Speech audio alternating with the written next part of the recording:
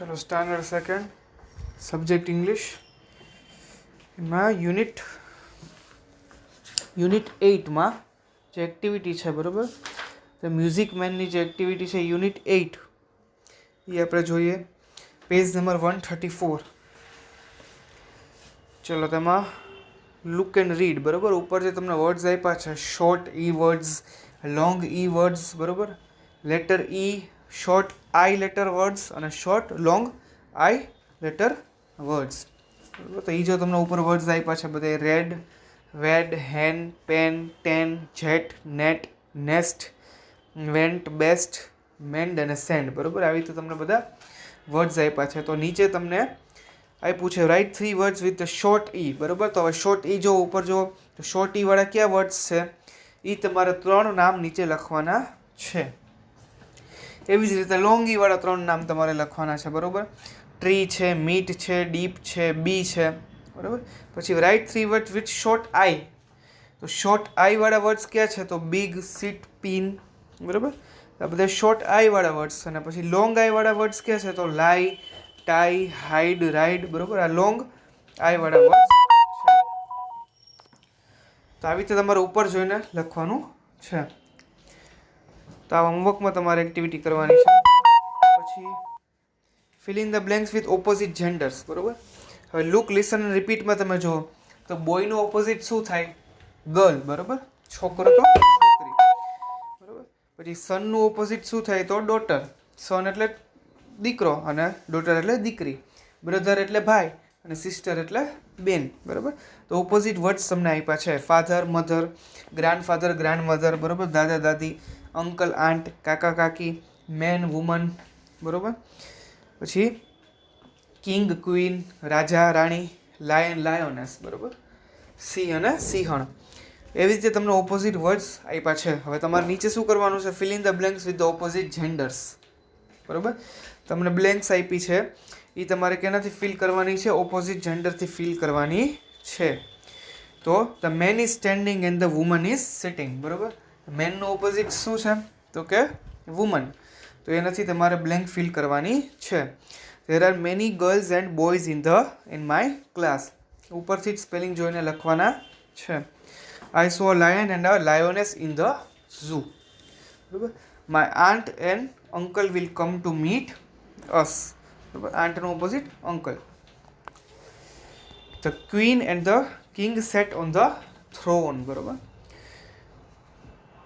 they will come with his daughter and son grandmother તો grand father બરાબર અને brother તો સિસ્ટર એવી રીતે તમારે ઓપોઝિટ જેન્ડરથી બ્લેન્ક્સ ફિલ કરવાની છે નીચે જો તમારે ટ્રેસ કરવાનું છે બરાબર જે સેન્ટેન્સ છે એ ટ્રેસ કરીને લખવાના છે સેમ ટુ સેમ એવી જ રીતે એ હોમવર્કમાં કરવાનું છે બરાબર એના 2 પેજીસ છે પછી ફન ટાઈમની જે એક્ટિવિટીઝ છે એ જુઓ filling the blanks with the correct words હવે તમને શું કરવાનું છે જો કાંઈક ને કાંઈક તમને ઓક્યુપેશન આપ્યા છે ઉપર કાર્પેન્ટર છે મેસોન છે ફાયરમેન છે પોટર છે soldier nurse washerman plumber mechanic બરાબર તો એ તમારે શું કરવાનું છે કોણ શું કામ કરે છે એ તમારે બ્લેન્ક પૂરવાની છે બરાબર કોનું શું કામ છે એના ઉપર તમારે બ્લેન્ક પૂરવાની છે તો ડેશ રિપેર્સ ટેપ્સ ટેપ્સ એટલે નળ બરાબર તો નળ કોણ રિપેર કરે છે તો પ્લમ્બર રિપેર કરે બરાબર જે પ્લમ્બર હોય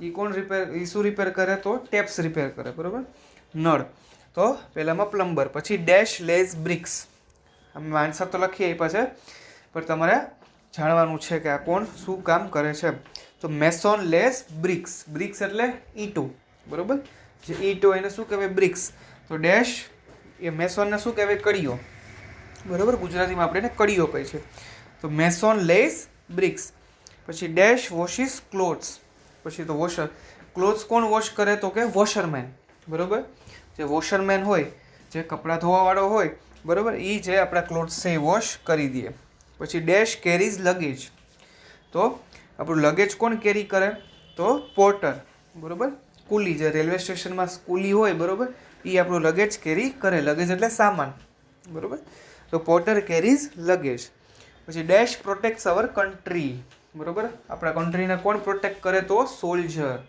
બરાબર જે સોલ્જર છે જે આર્મી મેન છે એ આપણા કન્ટ્રીને પ્રોટેક્ટ કરે. તો સોલ્જર પ્રોટેક્ટ્સ અવર કન્ટ્રી. જે ડેશ મેક્સ ફર્નિચર, બરાબર. તો ફર્નિચર કોણ બનાવે? બધું જે લાકડાનું જે ફર્નિચર હોય, વુડનું બધું ફર્નિચર કોણ બનાવે? તો કાર્પેન્ટર, બરાબર. એને કાર્પેન્ટર કહેવાય. Dash repairs vehicles. વ્હીકલ કોણ રિપેર કરે છે? તો મેકેનિક, બરાબર. એ વ્હીકલ રિપેર કરે. જે dash care tax care of the patients, તો નર્સ. જે ડેશ પુટ્સ આઉટ ફાયર, તો ફાયરમેન. અને ડેશ ફ્લાઇઝ અ પ્લેન, તો પાઇલોટ. પાઇલોટ હોય પ્લેન ઉડાડે, બરાબર. પછી જો પેજ નંબર 138 ઉપર જે એક્ટિવિટી છે, match the names with the helpers with the tools they use. આમાં તમારે શું કરવાનું છે? જે ટૂલ્સ, બરાબર, જે વસ્તુ જેને ઉપયોગી હોય, બરાબર, એ ટૂલ્સને તમારે એની સાથે મેચ કરવાનું છે.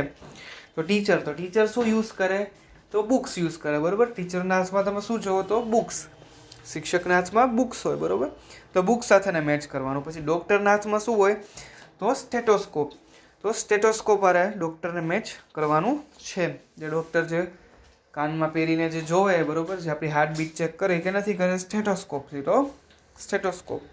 પછી ટેલર. તો ટેલર એટલે દરજી, બરાબર. તો દરજી કેવું મશીન વાપરે? આ જે ફર્સ્ટ આપ્યું છે, બરાબર, એ દરજીનું મશીન હોય. પછી બાર્બર એટલે વાળંદ, બરાબર, જે આપણે વાળ કાપે. તો વાળંદના હાથમાં શું હોય? કાતર હોય, બરાબર. સીઝર હોય વાળંદના હાથમાં હોય. પછી પોટર એટલે જે મટકા ને એવું બધું બનાવે, બરાબર, જે વ્હીલ્સ ને એવું બધું બનાવે એને પોટર કહેવાય. તો એના હાથમાં શું હોય? વ્હીલ્સ ને સ્ટિક ને એવું બધું હોય. પછી કાર્પેન્ટર એટલે જે ફર્નિચર ને બધું બનાવે. તો ફર્નિચર બનાવવા માટે શું યુઝ થાય? તો આ જે ઇન્સ્ટ્રુમેન્ટ આપ્યું છે જે કાપવા માટેનું, બરાબર, લાકડા કાપવા માટે, એ યુઝ થાય. તો એની સાથે મેચ કરવાનું. પછી બીજો તો ગાર્ડનર શું યુઝ કરે? ગાર્ડનર એટલે માળી, બરાબર, જે ઝાડ પાન ને પાણી પીવડાવે, બરાબર, એને માળી કહેવાય. તો ગાર્ડનર શું યુઝ કરે? પાણી પીવાનું. જો આ જે પાણી પીવડાવવાનું જે ઇન્સ્ટ્રુમેન્ટ છે, બરાબર, એ ગાર્ડનર યુઝ કરે કે જેના વડે એને પાણી પીવડાવે. પછી પોલીસમેન. તો પોલીસમેન જે હોય શું યુઝ કરે? વિસલનો યુઝ કરે, બરાબર. વિસલ જે આપણે વગાડીએ, બરાબર, સીટી વગાડીએ, વિસલ. તો એ વિસલનો યુઝ કરે ટ્રાફિક જે ક્લિયર કરવા માટે, બરાબર. પછી ફાર્મર. તો ફાર્મર શું યુઝ કરે? ફાર્મર જે માટી ખોદવા માટે શું યુઝ કરે? તો આ ઇન્સ્ટ્રુમેન્ટ જે આપણને આમાં બતાવ્યું છે, તો એની સાથે મેચ કરવાનું. પછી મેસોન. તો મેસોન શું કરે? કે જે બ્રિક્સ છે એ લેઆઉટ કરે, બરાબર. સિમેન્ટ લગાડે અને બ્રિક્સ જોડે. તો મેસોન શું યુઝ કરે? આ યુઝ કરે, જે ઇન્સ્ટ્રુમેન્ટ છે એનું. પછી સોલ્જર. તો સોલ્જર ઓબ્વિયસલી ગન યુઝ કરે, બરાબર. આપણા કન્ટ્રીને પ્રોટેક્ટ કરવા માટે શું યુઝ કરે? ગન. તો એ ગન સાથે મેચ કરવાનું. મિલ્કમેન આપણને બધાને ખબર હોય કે જે દૂધ દેવા આવે, તો દૂધ દેવાનું જે આ વેસલ હોય, જે કન્ટેનર હોય, આવું હોય, બરાબર. પછી સી. તો ફાયરમેન. તો ફાયરમેન શું યુઝ કરે? આ જે ફાયર એક્સટિંગ્યુશ કરવા માટે, બરાબર, ફાયરને બુઝાવવા માટે આવો જે પાઇપ જેવું હોય એ યુઝ કરે. પછી ગ્રોસર એટલે કરિયાણાવાળો. તો કરિયાણાવાળો શું યુઝ કરે? આ જે વજન જે માપે જેનાથી, બરાબર, જે વેઇ કરે, એ યુઝ કરે. પછી પ્લમ્બર, બરાબર. તો પ્લમ્બર શું યુઝ કરે છે? પ્લમ્બર એટલે નળ કરવાવાળો, બરાબર. તો એ નળ રિપેરિંગ માટે જે યુઝ થાય એ કરે. પછી કોબલર એટલે જે સીવણ કામ કરે, બરાબર, જે આપણે બૂટ જે તૂટી ગયા હોય, બરાબર, એ જે સીવી દઈએ, મોચી જેને આપણે કહીએ, એ કોબલર. તો કોબલર આવી રીતે સીવણનું જે મશીન હોય, બરાબર, જેનાથી ઇન્સ્ટ્રુમેન્ટ જે ટૂલ્સ વડે એ મશીન થતું હોય એનું યુઝ કરે. પછી પેઇન્ટર. તો પેઇન્ટર ઓબ્વિયસલી શું યુઝ કરે? પેઇન્ટ અને કલર. પેઇન્ટિંગ બ્રશ જે છે એ કલર. તો એ એના સાથે મેચ કરવાનું છે. અને પોસ્ટમેન. તો પોસ્ટમેન શું યુઝ કરે? તો લેટર્સ જે એકબીજાના લેટર્સ જે હોય, બરાબર, એ એકબીજા ઘરે પહોંચાડે. તો લેટર્સ. ચલો, મ્યુઝિકલ ઇન્સ્ટ્રુમેન્ટ્સ. તો આ જે પેલું મ્યુઝિક ઇન્સ્ટ્રુમેન્ટ છે, બરાબર, સિતાર જેવું, તો એ કેના જેવું હોય? ગિટાર, બરાબર. જે ગિટાર છે એના જેવું હોય.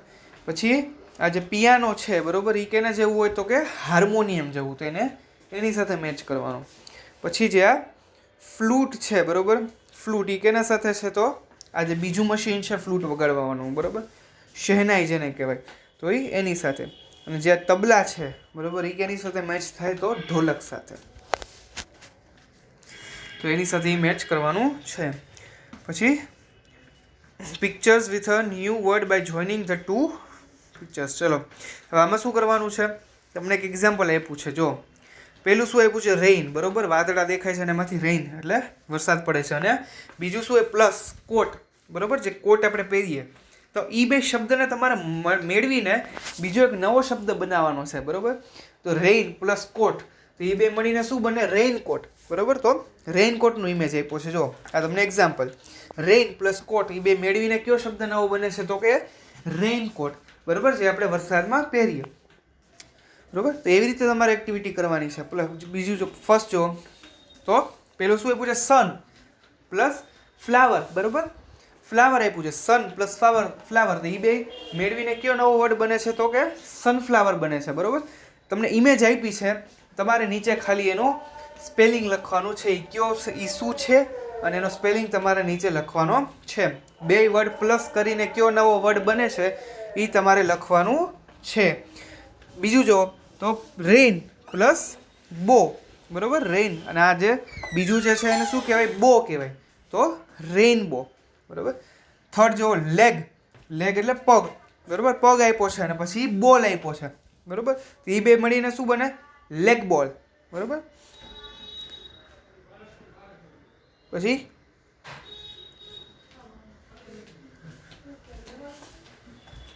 ઈયર પ્લસ રિંગ્સ, બરોબર, ઈયર પ્લસ રિંગ્સ, તો એ બે મળીને શું બને છે, તો ઇયરિંગ્સ, બરોબર, ઝુમકા.